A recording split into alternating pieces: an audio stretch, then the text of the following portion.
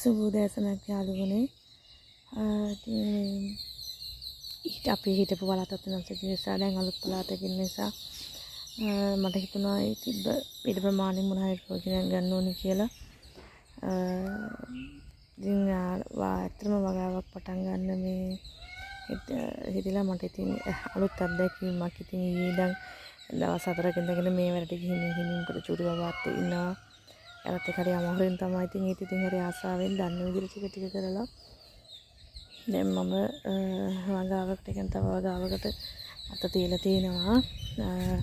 බලමු අපිට ඒක කොහොම සාර්ථක වෙයිද කියලා. ඉතින් නයිමිස් වගාවකට උපදෙස් අරගෙන ඉතින් කතා කර පුළුවන් විදිහට දැන් මාසයක් විතර මම මේ වැඩ වලට මොකද බබත් එක්ක මට හරි අමාරුයි. ඉතින් අර චූටි බබෙක් ඉන්නේ.